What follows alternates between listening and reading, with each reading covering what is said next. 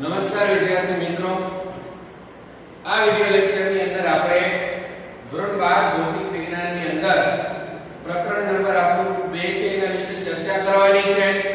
પ્રકરણનું નામ છે સ્થિત વિદ્યુત સ્થિતિમાન અને કેપેસિટન્સ. તેનો આજે આપણે જેની ચર્ચા કરવાની છે એ વિષય છે બાહ્ય ક્ષેત્રમાં સ્થિતિ ઊર્જા. અત્યાર સુધી આપણે જે સ્થિતિ ઊર્જાની ચર્ચા કરી એ કોઈ તંત્રનો જ વિદ્યુત ભાર હતો, તેના લીધે જે વિદ્યુત ક્ષેત્ર ઉત્પન્ન થતું હતું તેની લીધે જે સ્થિતિમાન હતું એ સ્થિતિમાનના કારણે આપણે કાર્ય શોધતા હતા. પરંતુ હવે આપણે તંત્રની અંદર કોઈ વિદ્યુત ભારને લઈ આવવાનો છે, પરંતુ અહીંયા વિદ્યુત ક્ષેત્ર છે એ કોઈ બાહ્ય પરિબળ દ્વારા લાગે છે, એટલે આપણે અહીંયા નામ છે બાહ્ય ક્ષેત્રમાં સ્થિતિ ઊર્જા. તો આપણે જ્યારે આની પહેલાના ટોપિકની અંદર અભ્યાસ કર્યો ત્યારે બાહ્ય ક્ષેત્રની બદલે માત્ર વિદ્યુત ક્ષેત્ર એવો આપણે શબ્દ વાપરતા હતા, પરંતુ અહીંયા હવે બાહ્ય ક્ષેત્ર છે. તો બાહ્ય ક્ષેત્રની અસર હેઠળ કોઈ બે વિદ્યુત ભારને આપણે ક્ષેત્રમાંના કોઈ બિંદુ સુધી લાવીશું. તો તેના માટે સૌપ્રથમ આપણે લઈ આવીએ તો એક વિદ્યુત ભાર Q1 છે, તેને આપણે ક્ષેત્રમાંના કોઈ બિંદુ R1 સુધી લઈ આવવાનો છે.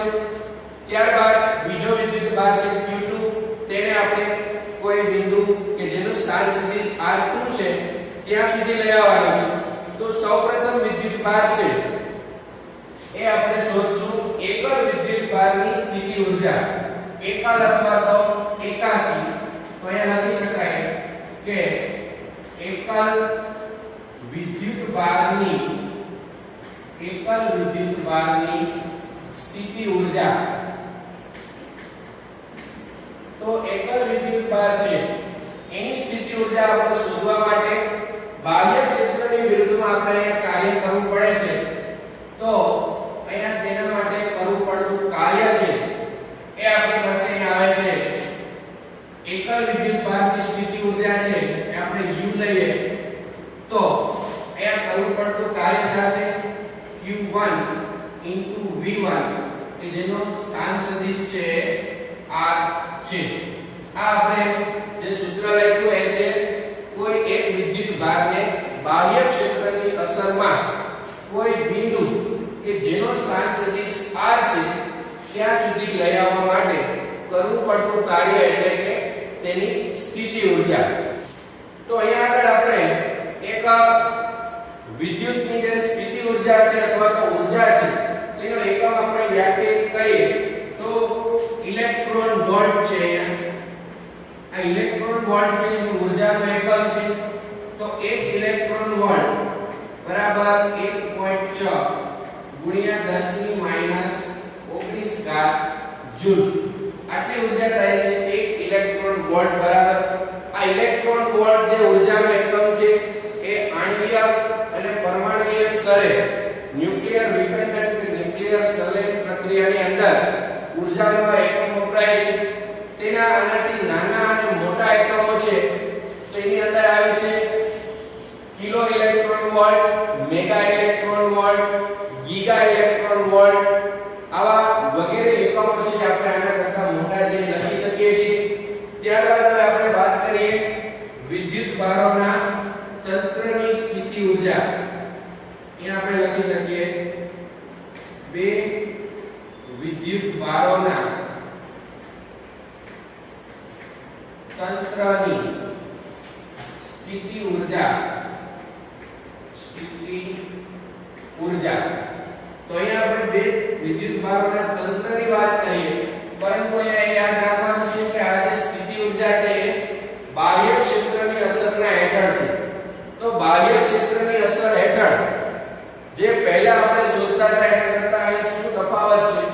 તો પહેલા જ્યારે આપણે શોધતા હતા ત્યારે પ્રથમ વિદ્યુત ભાર કે જ્યારે કોઈ ક્ષેત્રની અંદર વીજભાર કોઈ હાજર નથી ત્યારે સૌપ્રથમ વીજભારને કોઈ બિંદુ સુધી લઈ આવવા માટે આપણે જે કાર્ય કરતા હતા એ કાર્ય છે શૂન્ય હતું. પરંતુ અહીંયા એવું નહીં થાય, કારણ કે અહીંયા પ્રથમ વિદ્યુત ભાર છે એ આપણે લખીએ કે પ્રથમ વિદ્યુત ભાર પ્રથમ વિદ્યુત ભારને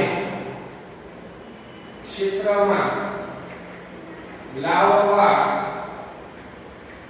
કરવું પડતું કાર્ય એ આપણને અહીંયા મળે છે એટલે કે એની સ્થિતિ ઊર્જા છે એ આપણને અહીંયા મળે છે Q1 VR1 એટલે કે એનો જે સ્થિતિમાન છે એ બિંદુએ કે જ્યાં તેનો સ્થાન સદિશ R1 મળે આપણને. તો પ્રથમ વિદ્યુત ભારને લઈ આવવા માટે આપણે કાર્ય કરવું પડે છે Q1 V of R1. ત્યારબાદ બીજી વાત કરીએ તો બીજા વિદ્યુત ભાર માટે તો અહીંયા લખીએ આપણે બીજા વિદ્યુત ભારને ક્ષેત્રમાં લાવવા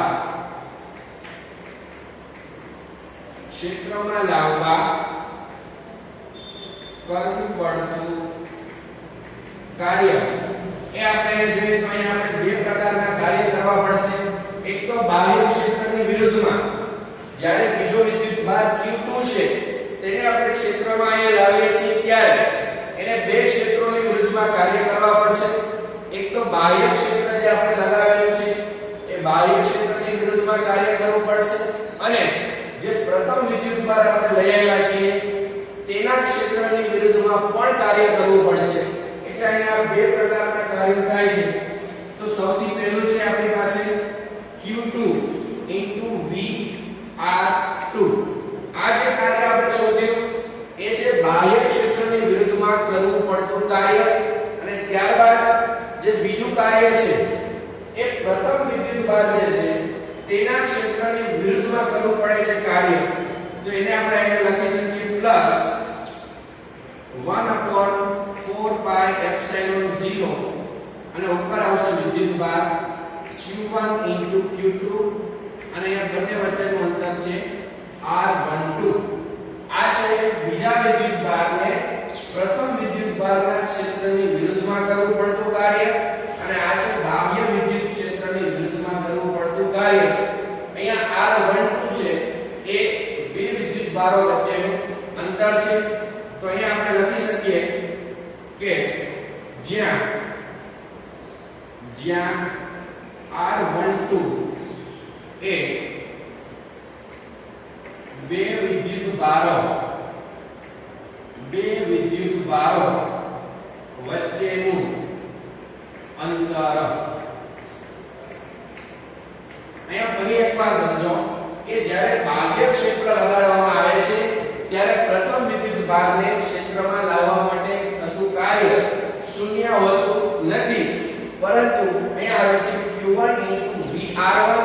R1 છે Q1 વિદ્યુત ભારનો સ્થાન સદિશ છે. ત્યારબાદ બીજા વિદ્યુત ભારને ક્ષેત્રમાં લાવવા માટે આપણે કાર્ય જે કરવું પડે છે એ કાર્ય એક તો બાહ્ય ક્ષેત્રની વિરુદ્ધમાં કરવું પડે છે તથા પ્રથમ વિદ્યુત ભારના ક્ષેત્રની વિરુદ્ધમાં કરવું પડે છે.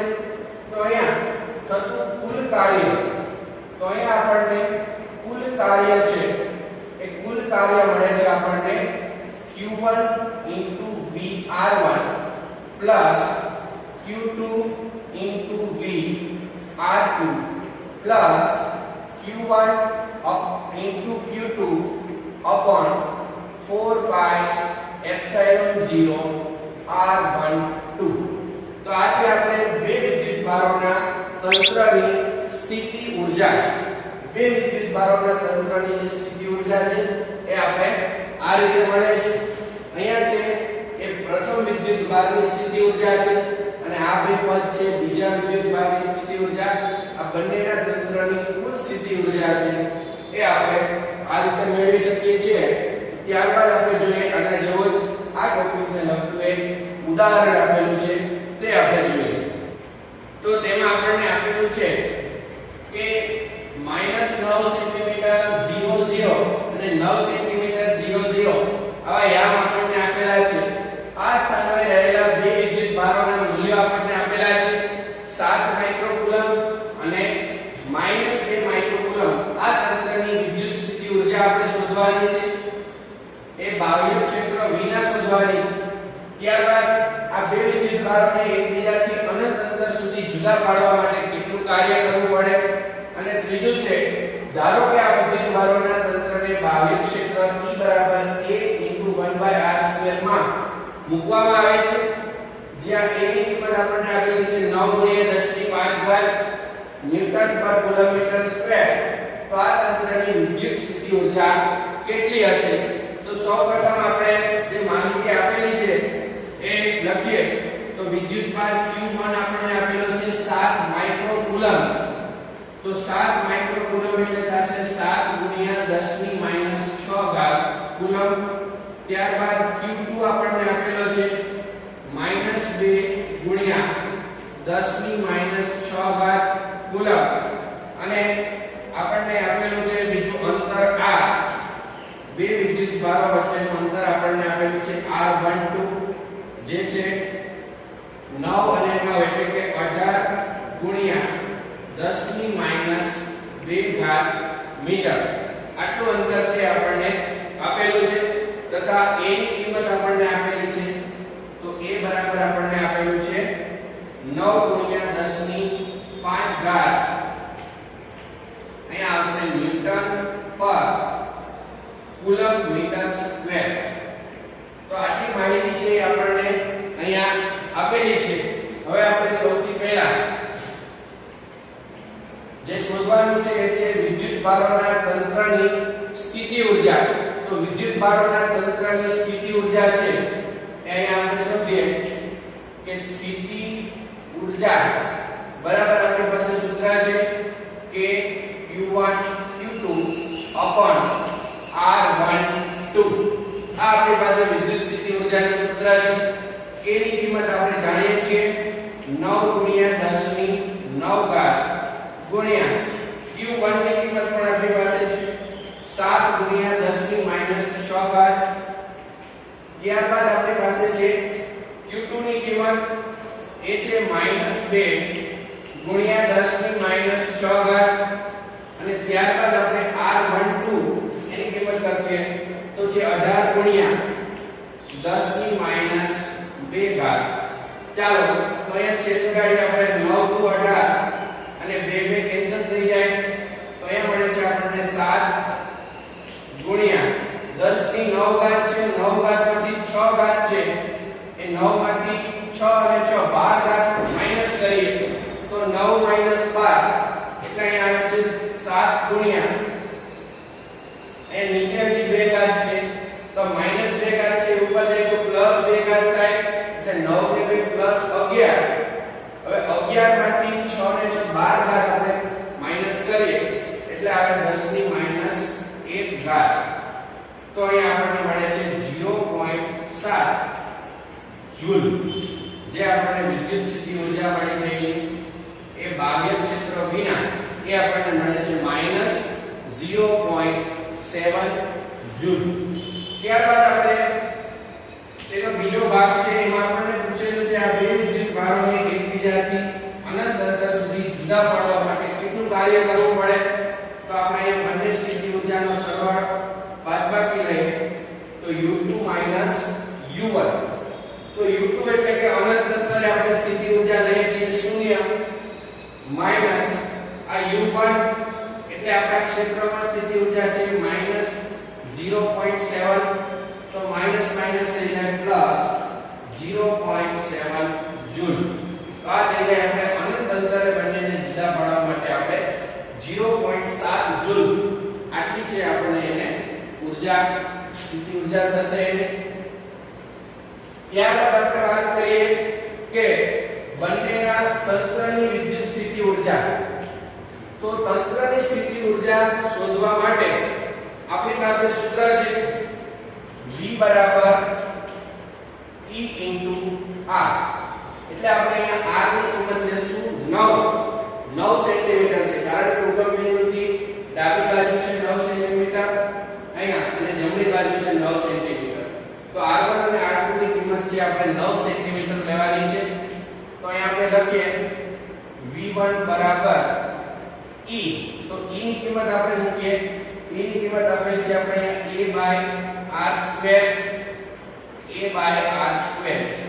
ઇન્ટુ અહીંયા છે R. તો અહીંયા મળે છે આપણને A/r કેમ કે એક R છે અહીંયા કેન્સલ થઈ જશે. તો v ની કિંમત મળે છે a/r. તો આ છે v1, એને આપણે કહીએ હવે તો અહીંયા થશે v1 બરાબર a/r1 અને v2 બરાબર થશે a/r2. તો આવી આપણને બે કિંમતો મળે છે v1 અને v2 ની. ત્યારબાદ હવે આપણે કુલ સ્થિતિ ઊર્જા શોધીએ. તો આપણી પાસે અહીંયા કુલ સ્થિતિ ઊર્જા છે એ આવે છે કુલ સ્થિતિ ઊર્જા એ આપણને અહીંયા મળશે કે સ્થિતિ ઊર્જા છે એને આપણે વિદ્યુત ભારને અહીંયા v1 સાથે ગુણી અને મેળવીએ છીએ. તો એ મળશે આપણે q1 v1